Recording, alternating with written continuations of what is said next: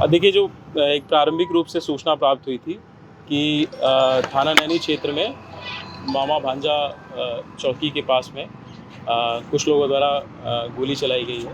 सूचना पे तत्काल आपके थाना की टीम पहुंची, एसीपी साहब भी पहुंचे और मैं भी पहुंचा हूं यहाँ पे। इसमें जो प्रथम दृष्टया जो तथ्य हैं वो इस प्रकार से हैं कि दो पक्षकारों के बीच में आपस में किसी एक लैंड डिस्प्यूट को लेकर के तहसील इत्यादि की टीम बुलाई गई थी और तहसील इत्यादि की जो टीम थी, रेवेन्यू की जो टीम थी, उनके इंटरवेंशन के पश्चात दोनों पक्ष अपना अपना इशू लेकर के यहाँ चौकी के पास में सामने वाले रोड पे पहुँचे थे।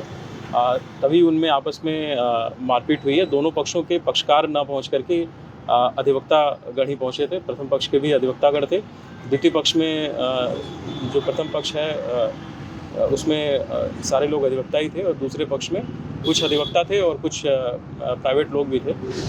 तो इसी बीच में प्रथम पक्ष के एक व्यक्ति द्वारा जो कि देखने से प्रत्यक्षदर्शियों के देखने से प्रतीत होता है कि एक लाइसेंसी जो पिस्टल था उससे ज़मीन की तरफ उसका रुख करते हुए फायर किया गया।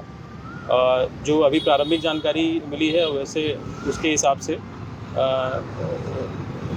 दो लोगों के पैर में गोली के कुछ घाव लगने की सूचना प्राप्त हुई है। कुछ लोगों द्वारा ये भी भ्रामक सूचना फैलाई जा रही थी कि किसी पुलिसकर्मी को गोली लगी है, परंतु किसी पुलिसकर्मी को अथवा जो चौकी इंचार्ज हैं वो आपके पीछे ही खड़े हैं, इनको किसी गोली के द्वारा हताहत होने की कोई सूचना ऐसी नहीं है।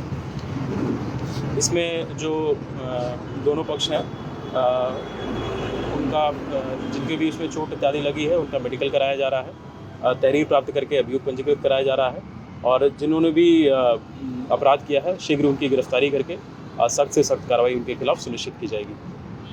तो जानकारी है चौकी प्रभारी और एक सिपाही से लगी है। चौकी प्रभारी आपके सामने खड़े हैं, इनको कोई हताहत होने की कोई सूचना नहीं है।